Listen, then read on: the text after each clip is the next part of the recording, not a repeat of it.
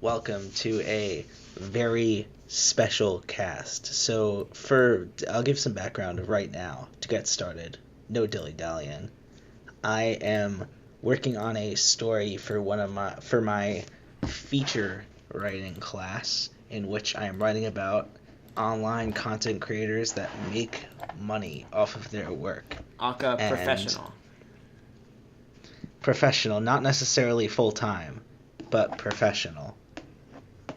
And I thought, hey, wouldn't it be great to, for this story, interview someone very close to this podcast? By great, you meant you brought it up, and I said, ooh, me, and then you said, well, if I interview him, it just means one less person I need to find.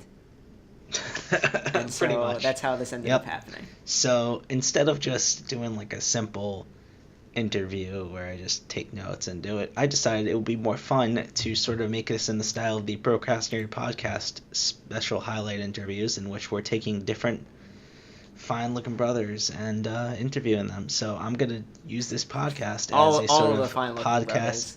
All the fine-looking brothers, starting and ending with our good friend Zack here. And yes. We're going to do an interview podcast. So I prepared some questions to sort of keep the conversation going along. But at any time you want to mention something, bring something up, deviate from the question, that's completely fine. In fact, that might even be better.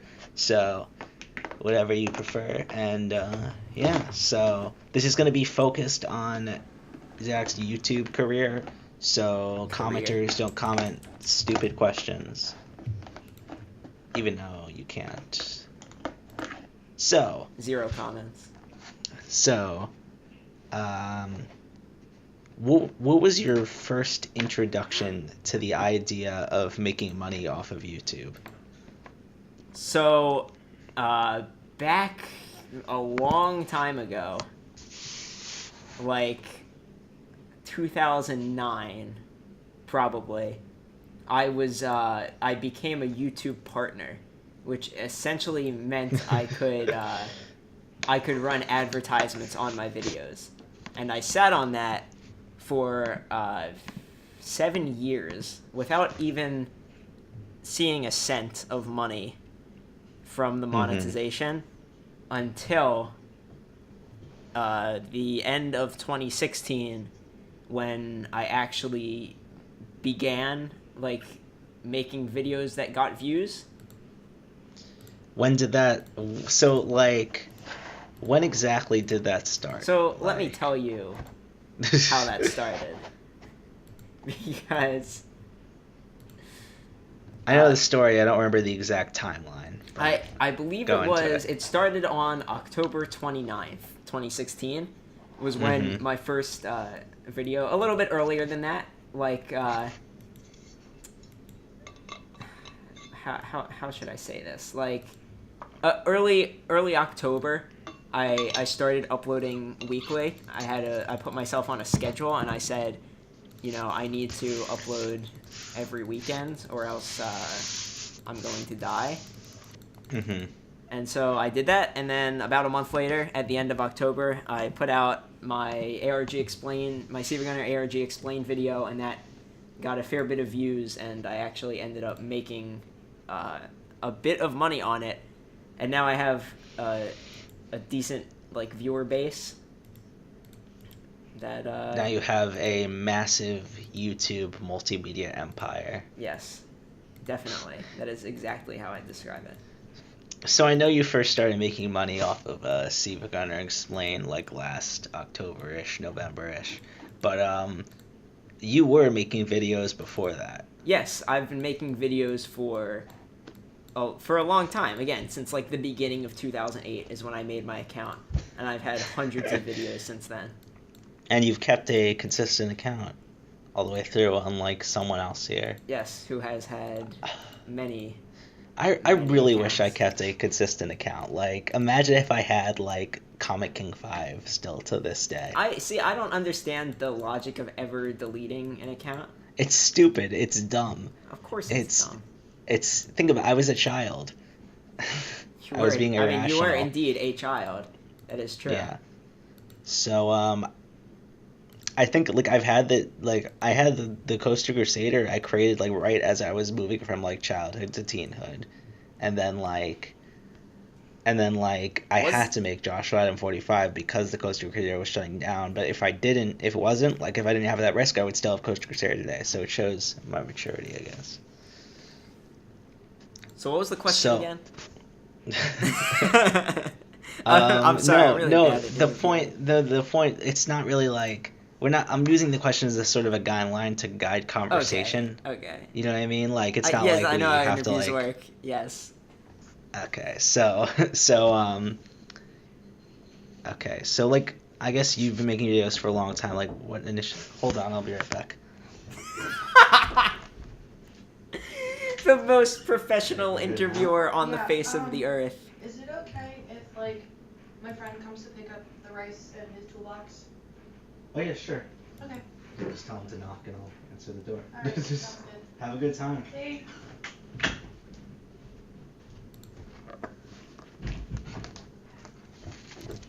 Hello. Hello?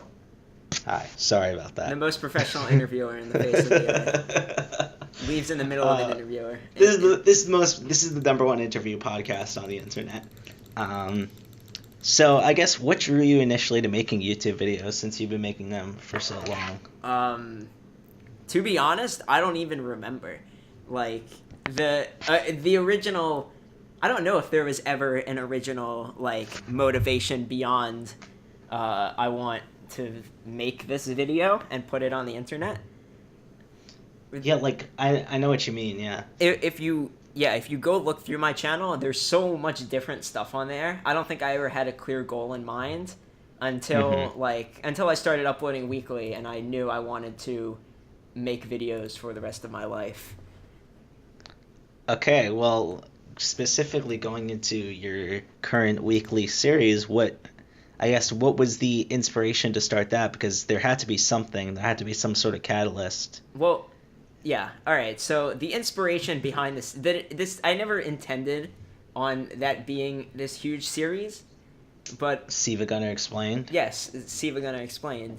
But I made the ARG Explained video because I wanted to put that in. It was something that I had already written that I wanted to make into a video, and I was like, wow, that's a perfect topic to just turn into video. So I recorded it and I uploaded it and people really liked it and they asked for more explained things. I'm like, well, I enjoyed making that and I enjoyed making it. I'd enjoy making more. Other people enjoyed this one and would also enjoy more. So there's really no downside. And so I just did it. And now we're 13 episodes deep, I want to say, with like six auxiliary videos. And about half a year, so it's really it's been great. I really enjoy making that series. I enjoy watching it. Thank you. So I guess in layman's terms, if there was just an average person reading this that doesn't know anything about online culture, how would you explain what your videos are about?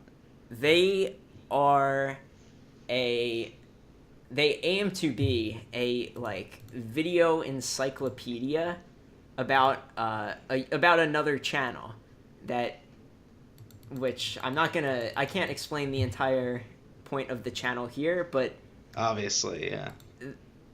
It's like a documentation, like a video series that should tell you everything about the history, but is also entertaining to watch, I guess. Would that make sense? I don't know. I don't know how disconnected from YouTube we're talking, whether they know what a video is.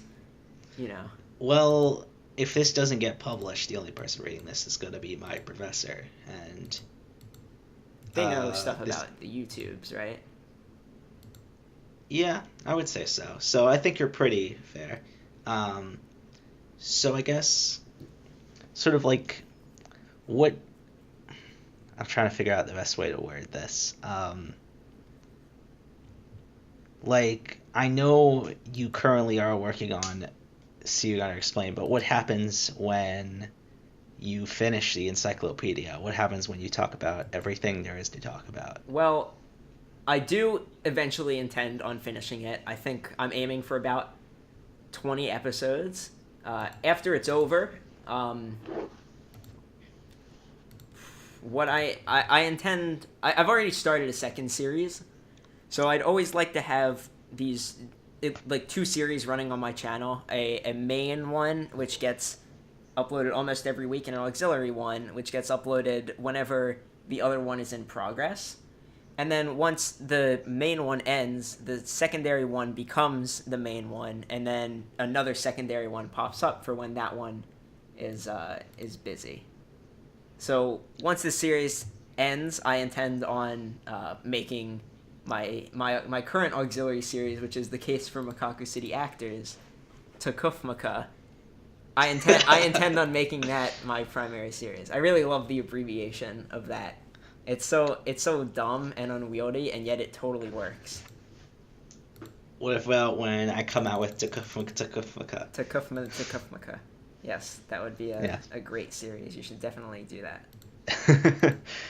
So I guess I know, like, you were talking about how this is going now your secondary series, but will eventually become your primary series. So when I finish up Siva Gunner Explained, then Takufmaka will become my primary series. Up in the ranks. And I think my secondary will be Siva Gunner Explained Remastered, where I just go back and fix some of the mistakes, because there's clearly mistakes. Well, yeah, that happens everywhere. And then after that, I don't know. I don't think I'm going to announce it until it comes out. Okay, so I guess the big sort of core question of this interview is, do you want to, and do you believe you can turn this into a full-time job? I believe... I don't know. The truth is, I don't know how long YouTube will continue to be a viable, career outlet. And I don't know if I have the drive to do it full time. But I think I would like that. Okay, so even let's say you sort of have a, how we call a normie job, but I'm not writing this in the story. Which I do. Normie job. Let's say you continue to have a normie job, and you do that work. Do you think you'll ever stop making the videos, even if it isn't become your full-time career? I think I'd rather never stop. Like, I feel like there's a lot of chance involved with it becoming a full-time career, and a lot of things would have to go right in order to make that happen. Yeah. But I really would like to, and I don't intend on ever stopping. So, I guess, like, what happens to your content if YouTube goes down the shitter? I guess that's the best way to Re-upload it on a different site. it. Okay, so you still plan on sticking with video? Yeah. I'm probably going to re-upload it somewhere else soon. Just to have a mirror. Just in case? Yeah. That's a good idea. There's no downside. I'm not in it for the money. Although it's a nice bonus because I get to put it all back into equipment for making videos. But it's nowhere near livable, so I don't worry too much about it. There's no reason Okay, so speaking of the money, like, how much did you start off making, and how much do you sort of make per video now, on average? Not every video is the same, obviously. Again, starting off, like, the first video, I don't know if I can... I don't think I'm allowed to talk about exact money. Okay, that's fine, then. But, like, again, the first video went, like, sort of viral, and it's still my most viewed video, but all of my videos now will get, like, a pretty decent amount of views. So, like, and at the same time, all of my old videos will still get views, and so it just kind of gradually builds up. Uh-huh. So while each video now doesn't get as many views as that original one did, the money still is about the same. But also YouTube ad revenue has just dropped massively recently. Mm-hmm.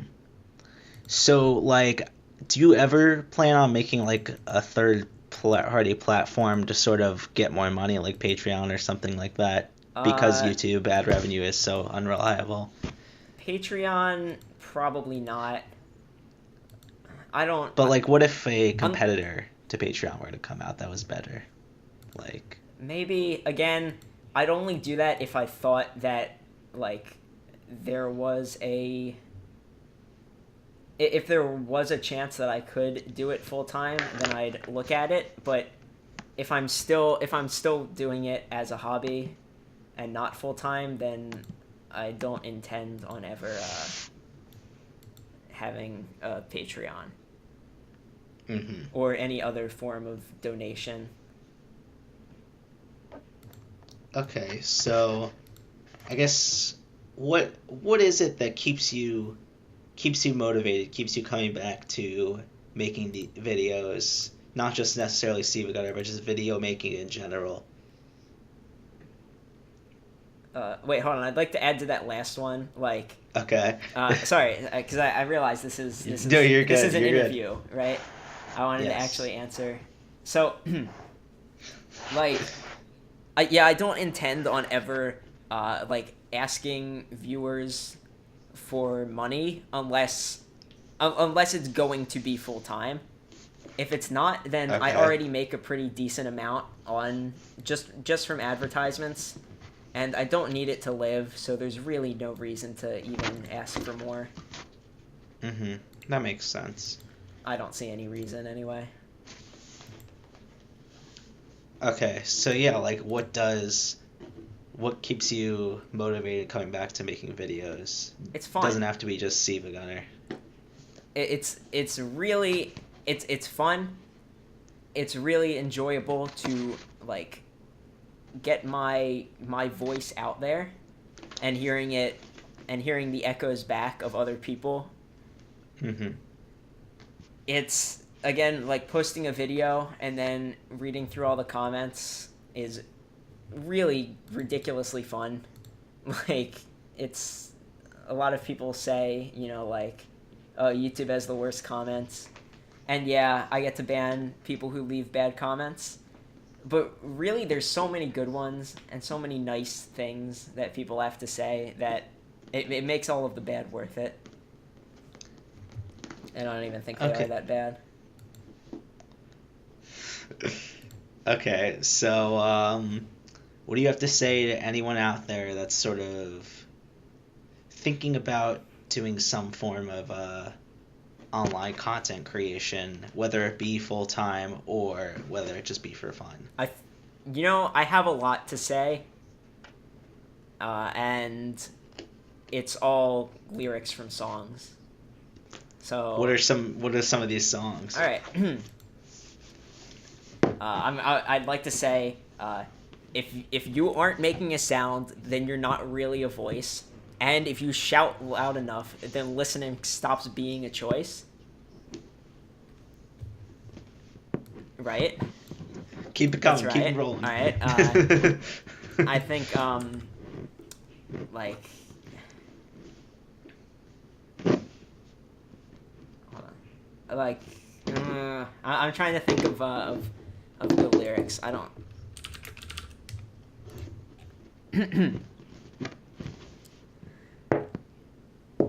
If you can't believe in yourself, then believe in me, who believes in you until the day that you can too. And if you need proof that someone needs you, flood the world with your words until the signal comes back through. And never stop, or you will never know, because you cannot grow if you throw in the towel and go home. You must hammer it down to the bone. This is who I am, and I will be known. If that makes sense. Oh yeah, it definitely does. Quotes in the story. Yeah. Are you gonna put the whole? You should put that whole verse in. I probably can't. But so, but one last like question. Do you ever plan to expand this 123ZC1 sort of identity or brand to like other mediums, not just YouTube? The brand, the 123, that's just me.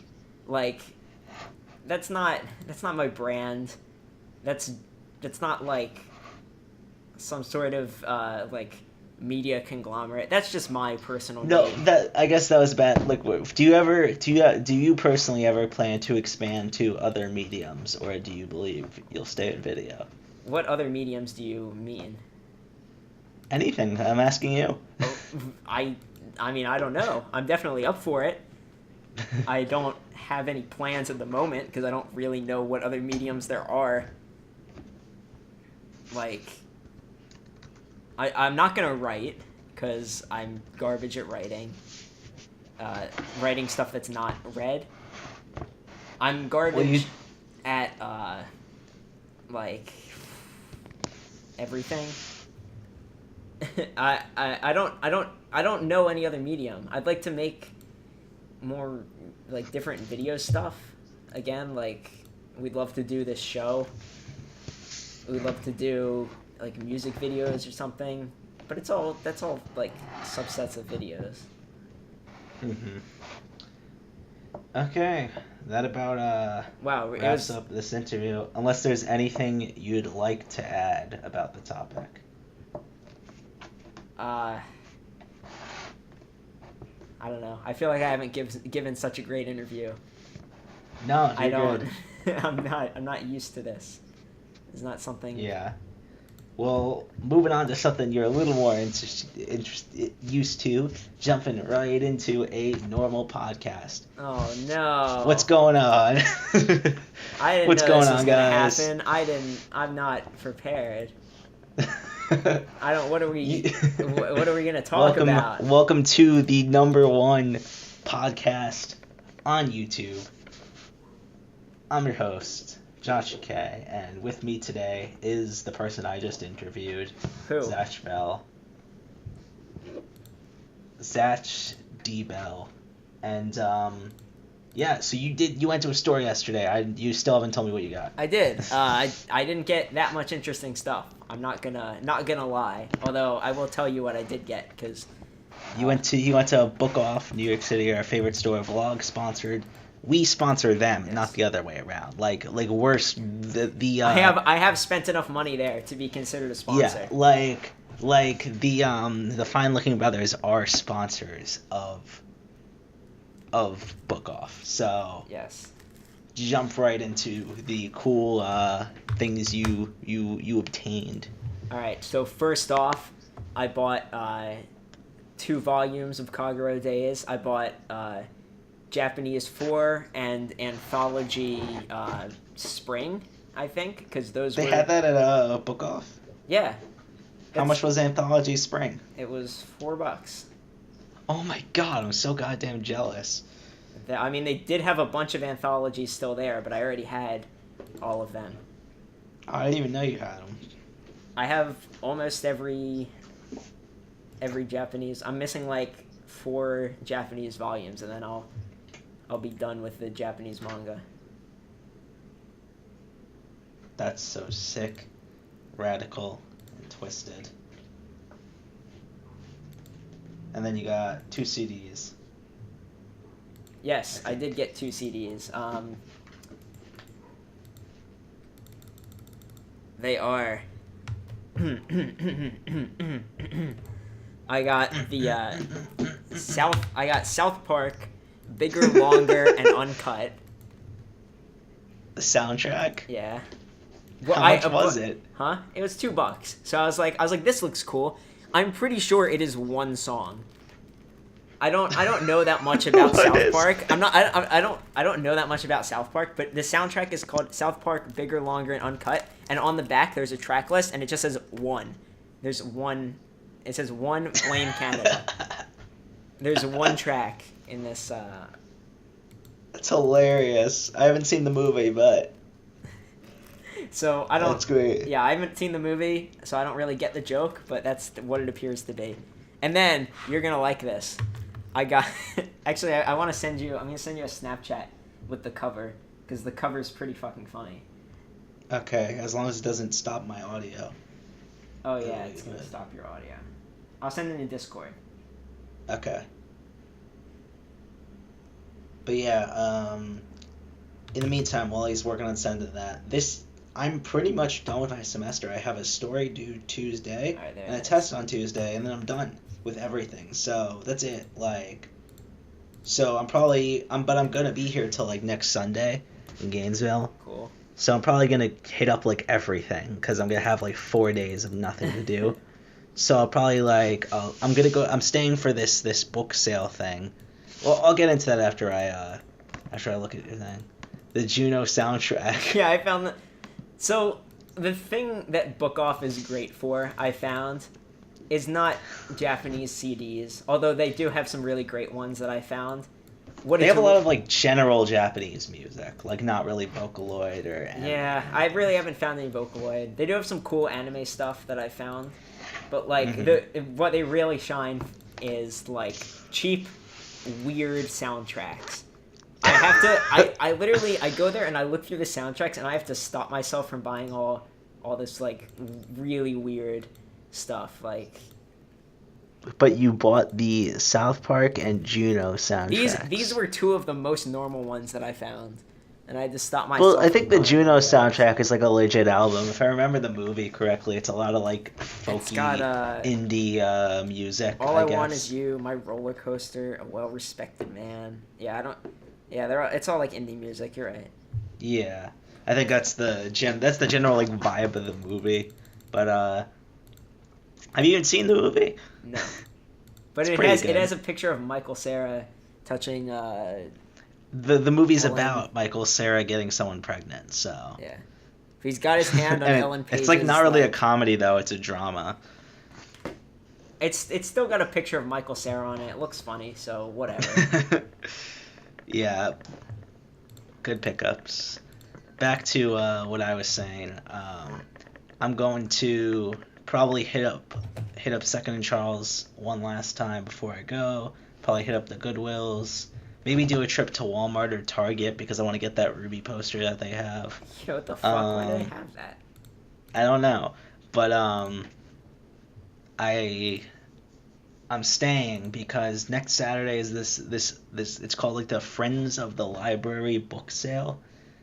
Friends of the like Alachua County Library book sale, and I went last year not really knowing what it's going to be like. It is a giant warehouse organized by genre and medium somehow. Not alphabetical or anything. It's just stacks and stacks of random crap within the genre and stuff like that. But like organized by genre and medium, giant warehouse filled with all books 25 cents, all VHS 50 cents, all DVDs $1, and all CDs $2. And I bought I spent I'm gonna guess like $12 and got like 20 different things. Nice. Last time I was there. So like I got a bunch of VHS, bunch of DVDs, bunch of CDs, bunch of books. So I'm staying an extra like half a week in the dirty Gville dirty Gville to sort of get that shit. But yeah, as of that, I'm pretty much done. Like I have a story due that I've already started working on. I just turned in my last couple of final essays. So I have a story due that I'm already started working on, and I have a test, and that's not a final, it's just a regular, like, test. Cool. That's it. I also have to record a scripted elevator speech. Oh, fucking elevator speeches. Which, okay, it's good to have sort of your elevator speech down, but I feel like the point of I feel like making a scripted, recorded, and edited elevator speech is sort of an oxymoron. kind of. I think elevator speeches are the devil and they shouldn't exist. I'm not that extreme about them. Just have a fucking conversation. Don't have this Yeah. like scripted speech Weird. that you deliver to a Yeah, person it's that weird. you're having a Like- normal interaction with. If somebody came up to me and they had this prefabricated speech, I'd be like, "What the fuck are you doing? Jesus Christ, talk to me like a real person." Exactly. It's dumb, but like I've learned that like all of these business professionals and everything are sort of just like in this weird mindset where you have to fake it to make it for everything. That's But bullshit. so it's true. It's true though. Like Isn't it weird that but- everyone thinks they have to fake it? yeah, it's just this like everyone thinks like perpetuates this idea of being fake to get ahead. Like why can't you just have whatever happened to just like being like just being yourself and going out to people and not trying to present yourself like a business or a brand and just going in there and sort of just like talking to people, and if they like you, they like you. You know what I mean? Yeah. Like I feel like if I get hired based on like a weird like and obviously like there's obviously you have to do like resumes, cover letters, and things like that, which I understand. Those are A fine. resume should be like it should give a summary of you, right? Like all your profession. I'd say it's a professional summary of you. People say to fluff it up and whatever. I don't fluff it up. I just include everything I did. Like, Yeah, I don't exactly. Fluff it up. It should just be a list of things that you've done. Like, that's the point, right? Yeah, and then like so like this whole thing, I feel like it defeats the point of an elevator speech because we are doing a scripted and edited video elevator speech. What's like when you get into an elevator and you see a person that you know that you look up to and know, you're not gonna have a script or anything there. You're just gonna have to wing it. I don't understand the point. Through. Like, You're just gonna have to like talk. Like it's not like I don't know. I don't like. I guess my professor obviously is much more experienced and knows a lot more than me. So I can't argue with them. But yeah, if you encounter someone whom you look up to in an elevator, what you should do is you should take your balloons and start fighting with them. Yes. Like that is the ideal. Here's what you do: you get in an elevator with your friend, you start fighting with balloons, and then you say, "What if the name of the person is there?" And magically, and then the next floor they will come in, and you will be able to tell them. But even if it's not your floor after that, you would have to get out. What you do when they come in the elevator is you get out of the elevator and you walk away instead of staying in the goddamn elevator like a normal person. You get out of the elevator and you fall on the ground laughing. It was a gut reaction. Think about it. They're not thinking straight. Why did they get out of the elevator, though? Isn't that super weird? Like, someone gets in an elevator and you get out? Yeah, it is pretty weird. It's pretty fucking weird. Are you looking for that video right now? No, but I'm looking for things to stretch this damn podcast going. Anything else you want to talk about before we just call it a day?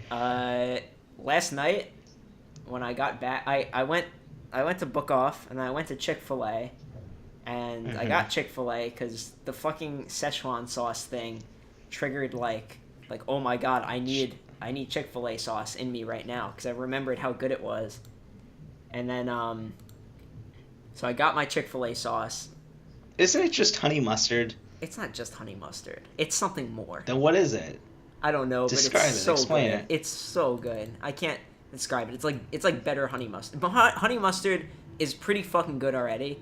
One of the best, probably like the second best condiment. It's just better honey mustard. Okay. It's god tier. It's so good. So. Yeah.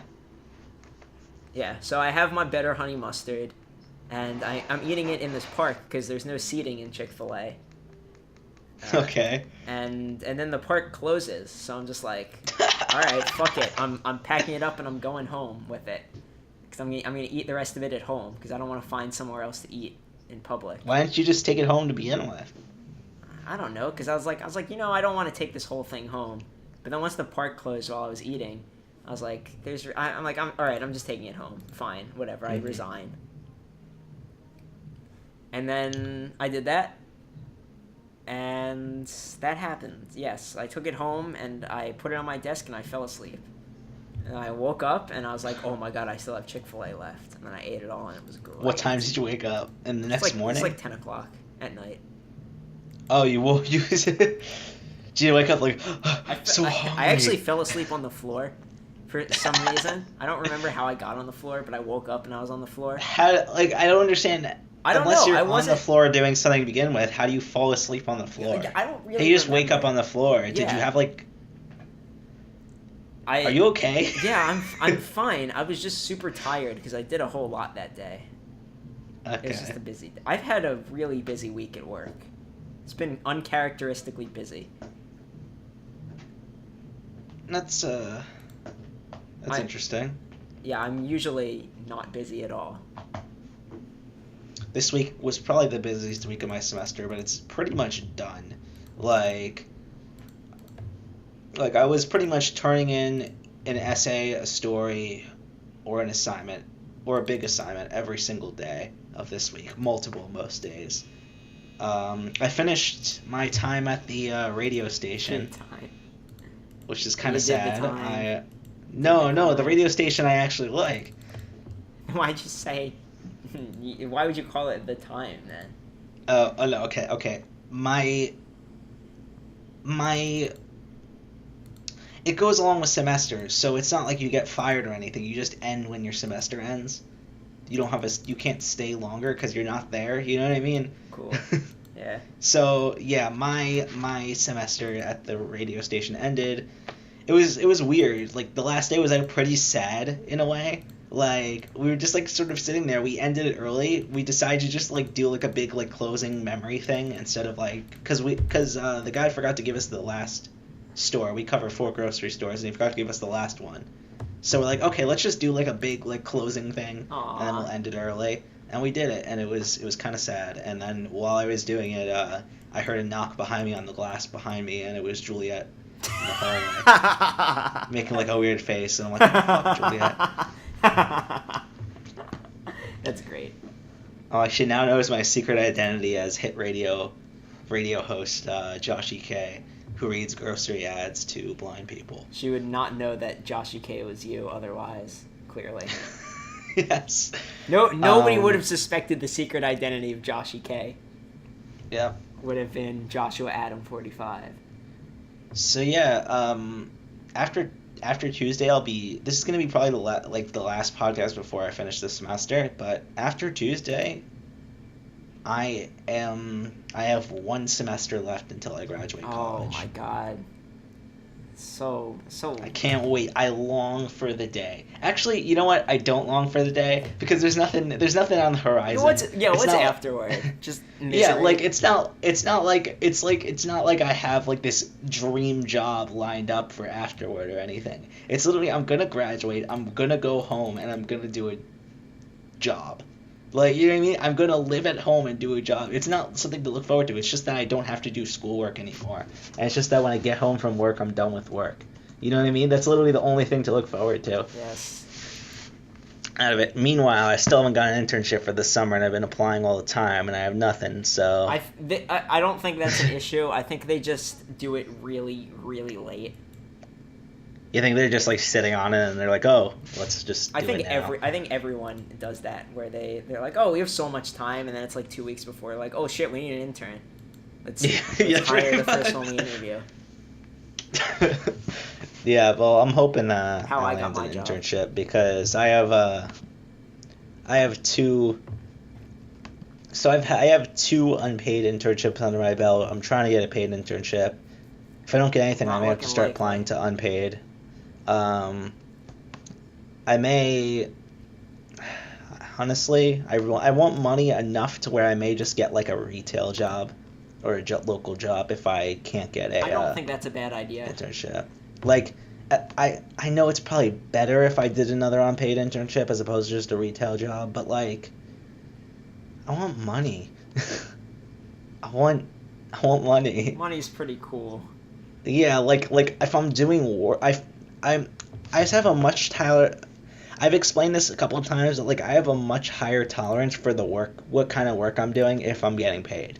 Of You course, know what I mean? of Like, course. If I was doing this, if I was doing a boring job, and I was sitting there like oh my god, I'm just wasting my time, then I'd Yeah. be like suicidal. But yeah, like because let's say, because I'm getting paid, I'm sitting here doing nothing, and I'm just like, hey, I'm getting paid. Yeah, yeah. exactly. But yeah, like it's just like I'll be like in a let's say like hypothetically, I'll be sitting in an office and I'll be like doing like work I don't enjoy, and I'll just be sitting there and I'm like, this is miserable, and it would just perpetuate that misery. But I at least getting paid will be like, oh, I'm getting money for this, so I'm just trading my time for money. Exactly. You know what I mean? My time and effort for money. It's like that's fair. That's a justification. If I'm doing it for free, you don't really. I know it's supposed to be getting paid in experience, and I understand the value of experience. But at this point, I have cash. I get paid in cold cuts. At this point, it's like I have the experience. I've done 2 unpaid internships. I've done a ton of work for different publications. I'm currently on the staff of the Crocodile. I just finished my time working at WFT, which is a legitimate news station. Woofed. I've written for other publications. I've gotten published many times. Like, I have the experience under my belt. Start paying me. You know what I mean? Yeah. But none of them have any money because there's no money in journalism. Yeah, but I honestly, at this point, like, I've sort of explained this in a couple of, like, my career, because now all of my essays, for some reason, are about my career aspirations. I don't know why. This is, like, you know what I mean? Like All of a you're sudden, going into the workforce or something. yeah, I don't know why. But, like, yeah, so, like, I've explained my career aspirations. I don't necessarily want to work into journalism. I've decided I want to work, well, this is, what I can't say in the essay is I want to work at a con, because that's probably my number one job right now, is to work for a convention. That's like probably that's like right now what I feel like I'm meant to do in terms of job. Like, obviously I'm an author, that's first and foremost, but like meant to do as a job, I'd say working for a convention. But what I've been sort of saying in all of my essays and everything, like, I've been sort of saying I want to work at doesn't have to be a news outlet or a journalism or magazine or anything. It just a place that perpetuates creative writing. So whether it's a publishing house, whether it's a magazine, whether it's a, like, you know what I mean? Like, just that general idea, so not necessarily in the field of journalism, but something. What about remotely related BuzzFeed? to that. BuzzFeed. Honestly, if BuzzFeed offered, look, if I got hired to get paid by BuzzFeed, I would do it. Sorry, I'm doing it. You know what I mean? Like again, my tolerance goes a lot higher if I'm getting paid. Well, the thing is, people do that BuzzFeed job for free, so Yeah, I'm never getting hired by BuzzFeed, but I don't know if they hire anyone. Yeah. This is what I have to. This is what, if you're younger, this is what you have to look forward to, kids. Constantly in a constant state of crisis, mental crisis, in a constant state of midlife crisis, even though you're 20, because you realize you're really excited to graduate, but you have nothing. There is literally nothing for me on the horizon. There's nothing. You know what I mean? You get through life sadness. by looking forward to things. You get through life by being like, okay, like, I gotta get to the next thing or the next goal. Like, oh, I want to, back then I was like, I want to finish this semester so I can get to summer. Or, oh, I want to finish this, or I want to finish, like, you know what I mean? There's always this sort of goal you're working towards. Mm-hmm. Goal towards which you can keep going. Yeah, like, I graduate and I just go into the workforce and live with my parents for a while. I mean, eventually I'll stop living with my parents when I make enough money. Like, that's obviously a future, but how many, that's maybe a year, 2 years, maybe even 3 now. You know what I mean? Like it's such a long time that I'm just like, there's nothing for me in the near future to look forward to. Like, sort of just like a miserable lump. But, And, like, yeah, that's why... Rent is so fucking high. Now I've started to, but this, if anything good were to come out of this, I've started to appreciate like the little pleasures in life. I sound like an old person, but do you sort of understand what I'm saying? Like having a good meal, or watching a good episode of a show, or having a fun night with your friends, like the little things that just sort of like those. That's what lights it out, not any big grand things in the future. Obviously, I'm going to become a renowned author one day, get all of my books adapted into anime series, move to Japan, and marry a hot Japanese lady. But that's obviously stuff. Those are givens, so I'm not really including them in this conversation. They're givens. Here's what's going to happen. I'm going to write books, and Studio Trigger is going to be like, no, Studio Bones is going to be like, hey, Bones over Trigger? Really? Actually, you know what? I'll say UFO Table is going to look at my shit, and they're going to be like, hey. Table. Pony Canyon. They're going to make a... Honestly, I'd go for Shaft. Like, hey. Let's be real. Well, the thing is, I'm saying UFO Table because they did Fate Zero, which is my favorite. It's not a good show. I don't really like it that much. Well, it's a good show. I don't really like it that much. I'm not really attached to the story characters, but it's the best. It's the way I want my thing to look. It's the best animation or in design ever, I'd say. That's where your King Arthur girl is from. Yes, I know what she's from. Yeah. So they do have very attractive medieval so characters. That's who I want to do my show. So they're gonna contact me and they're gonna be like, "Hey, we want to adapt your show into a hit anime. Can you move to Japan? Continue to write more books, and then we'll just print money for you so you can keep writing books, and we'll just turn it into awesome anime that you have full creative input in." And I'll be like, "That would be lovely." That would be lovely. And then they'll fly me to Japan, and say, have fun fucking Japanese women. You say, I will. I'll go to Japanese Yakuza controlled nightclubs, accidentally fool around with girls that are affiliated with the Yakuza and get killed. And that's how I'm gonna go. The Yakuza is gonna kill me for fucking a Japanese girl. That sounds like a joy. A pleasure. Those are just things that are going to happen, so I don't include that in my prospect. You can be like Nate, and you can learn everything about how to pick up women, and then go to Japan and not pick up any women, and then come back and do it. Yeah.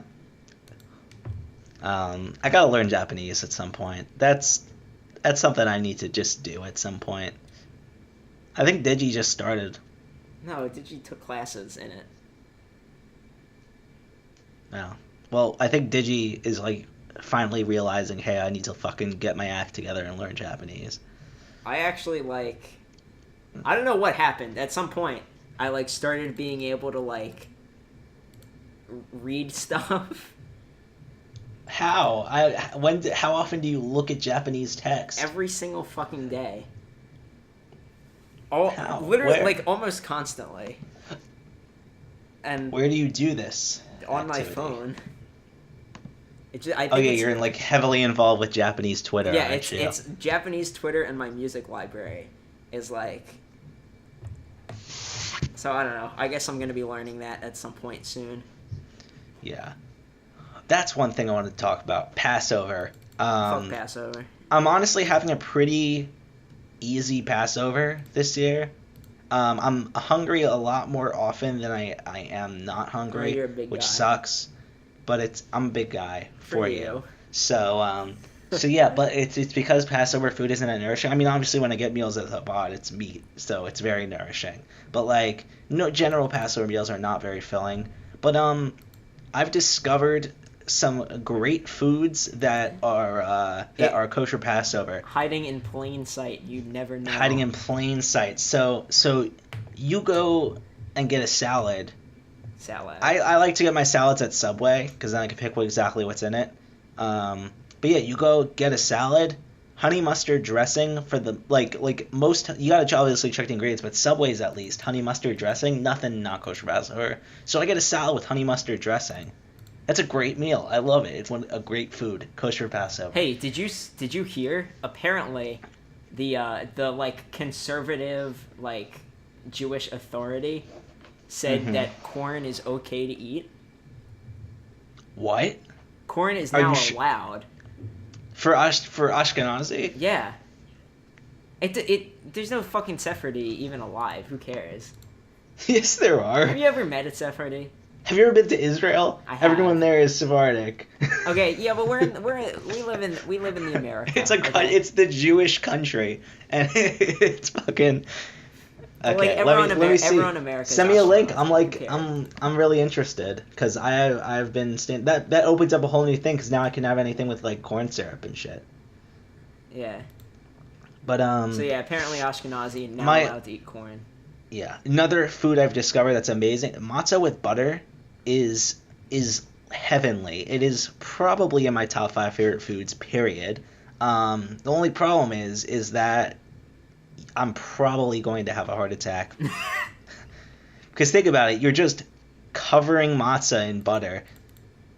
Like not low fat, not anything, just pure butter, and just covering matzah in it and eating it constantly. Who cares about low fat? Low fat's just extra sugar. I'm probably going to die. like I hate to say it, but like I've eaten like 3/4 of a whole stick of butter in like 3 days. Jesus Christ. So I'm probably gonna kick the can, buy the farm. R.I.T. Josh. Yeah, so if there's some point where I don't answer, it's probably because I'm in the hospital, like from cholesterol poisoning. Please do not go something. grocery shopping at Trader Joe's anytime soon. Oh shit, you're right. There was one thing specific I wanted to mention else about Passover that I'm forgetting, but It's the devil. It's the worst thing ever. I want to do a little talk about the seders and how I've discovered that seders can like actually be super fun if you do it right. So first, this was my first seder not with my family. First night was a mess. It's the biggest seder in the United States. So I was at the biggest seder in the United States. I really have to go to the bathroom, so you tell the story. Go. I'll be right back. Go. Okay, so I was at the biggest seder in the United States, Chabad of Gainesville, Florida. It's because the neighboring university, the university I attend, the University of Florida, has the highest Jewish student population out of any university. So I went to the seder. If you don't know the background, I'm at Chabad all the time. I pretty much live there. It's pretty much my like second home other than my apartment, and I'm there all the time. I go every week, like a couple times a week. I'm end up there. I'm pretty much friends with the rabbi. I have like all of my friends at the school pretty much are through Chabad, but so it was the seders. First night around 800 900 people. The first half was a complete mess. It was a disaster. The thing is, I was expecting the rabbi. I think he needed to do was to just power through and just keep going. But in that way, there would be no opportunity for people to start talking because he would keep going. And but no, he stopped after every single prayer because he wanted people to get involved, which is admirable and understandable. But every single time he would stop, 800 people would start talking. And it took a good 5 to 10 minutes to get everyone to quiet down. So, yeah, you could see the issue, but after the first half, it was down to like 30 people. So it was great. The second half of the night was great. The entire second Seder was great. We all got pretty drunk. It was just me and my friend. By the end, it was just me, my friends, a couple of Hasidim, and the rabbis. Are you back? Yeah, I'm back. Did you? Okay. Keep yeah. going. By the end of the second Seder, it was just me, a bunch of Hasidim, me and my friends. We were all drunk, Hasidim. and we were all just pretty much celebrating, and that was literally it. There was like Isn't no that the point of coherent Passover? Seder anymore. It was all just us like celebrating Passover, doing all the yah and shit, and then there was one point where I guess throughout that I was drunk, so I wasn't really like 100% like coherent of like the narrative of the Seder. I guess throughout the night they were You asking know what different... happens in a Seder. No, that's not what I'm saying. Listen, that's not what I'm saying. I'm sorry, I worded it incorrectly. I'm saying I guess throughout the night they were calling different people up to make speeches. That were people that were like involved with Chabad, and I guess I just took it for granted throughout the night, and all of a sudden they're like, and it was all impromptu shit. All of a sudden they're like, we're gonna have Joshua Clafter come up and give a speech, and I'm like, what the fuck? So I go and I get up there, and it was great. I just said shit, and then I came back down, and I got to say Next Year in Jerusalem and start the song. Dayenu. No, wrong song. What? I said Next Year in Jerusalem. Is that not Dayenu? No. What the fuck? What's Dayenu then? Are we gonna do Dayenu on the podcast Yeah, right now? we'll end it off with Dayenu in a couple minutes. Okay. So yeah. But then I was going up there, and someone I remotely know from Chabad screamed, "I read your blog," and I'm like, that's pretty funny. But yeah, so that's pretty much it. Great Seders. Do Seders with your friends and a bunch of Hasidic people, really drunk, after everyone else left. That's how you should do Seders. Are we doing Dayenu? I'm pulling it up. Yeah, alright, hold on, I'm pulling up Dayenu lyrics. Are we doing the whole prayer or just like part of it? How the fuck do you spell Dayenu? We're the number one Judaism podcast on the internet. We'll do the good parts. Isn't there an abbreviated version? Okay, here we go. You ready? Hold on. We're doing it. Alright. The whole way through. Let's do it. Alright, you ready for this? Yes. Wait, hold on. Where is it? You want me to send you? I have the transliteration I want to here make sure because we I'm not have going this, to try to stumble these over vary Hebrew. wildly between sects. Okay, send me yours. No, I want to see yours. Okay, I just googled that and the first result came up. Is it on Haggadot? I don't think this is. This isn't right? Okay. It doesn't start with Elu. It does. This one starts with Elu. Where's the actual? Hold on. Elu. Let's see. Wait, what? Let's see.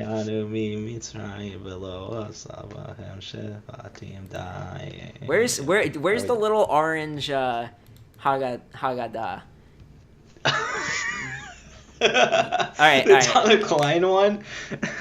They use it everywhere, Josh. That thing is used everywhere. It was used on Curb Your Enthusiasm. Yeah, it is. I'm gonna look up the Haggadah. Okay, best piece of Passover media. The Curb Your Enthusiasm, the Seder. It's in epic comedy, I'd say. That's the best way to describe it. Like, there's epic poems, epic things. This is an epic comedy. It is just the arc of this entire Seder is just phenomenal. Where? So, here it is. I found a picture. This is the Haggadah. That's it. Our viewers can't see this. That's but gonna be it's fine because that's gonna be the background. There was like a little picture of a little picture of a deer on the back, right? Yes, it's correct. Okay. That is it's okay because this is gonna be the background of this episode. It's gonna be the Passover, Haggadah. the holiday of miracles. All right, this I is. think that's right. No, it's Hanukkah. There's a lot of miracles on Passover too. All right, yeah. So let's do Dayenu. All right. Okay. Ilu Hotzianu Mitzrayim v'lo asa b'hem shefatim Dayenu. Dayenu.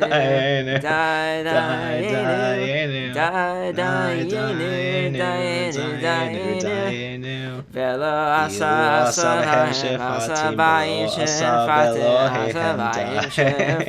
Dayenu. All right, let's skip. You don't repeat. Huh? Good night. What? Good night.